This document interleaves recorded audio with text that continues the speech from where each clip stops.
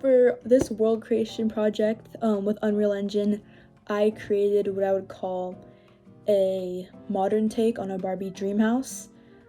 It's very pink. The building is very blocky, mimicking that of what a doll would live in. It's also lacking what a normal house would contain, like a bathroom or a kitchen. Obviously, a doll wouldn't necessarily need those things. And it also has some little flowers and a little rock formation in the back that also was made to look very fake or almost plasticky. My inspiration for this world obviously was my reference picture, which looks very AI generated, which I think it is, but I try to closely mimic that and add a little touches myself, because obviously everything from that image I couldn't like exactly replicate, which brings me to the difficulties of having to use the shapes that come with Unreal from the architecture folder or the props folder, and I kind of just pieced them together very intricately, and it's very time consuming. I spent the most time on the curved couch in the middle because I feel like that's the centerpiece of the house. So I spent a lot of time on that, as I couldn't find anything in Quixel or anything in the marketplace that resembled it. I also did that with the little porch or like balcony that is inside the house, the second level. It was pretty difficult, especially when I wanted to resize things and move things around.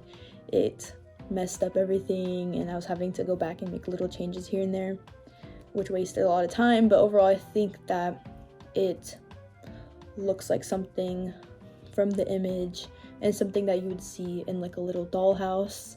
I also had difficulties with the computer shutting off mid build. Thankfully, it didn't make me lose any of my edits to the world. It was able to recover them through the auto saves, which was really nice, so that I didn't have to go back and, you know, waste even more time. Things that I learned just trying to become less reliant on pre-made assets from Quixel in the marketplace and trying to build things like completely on my own.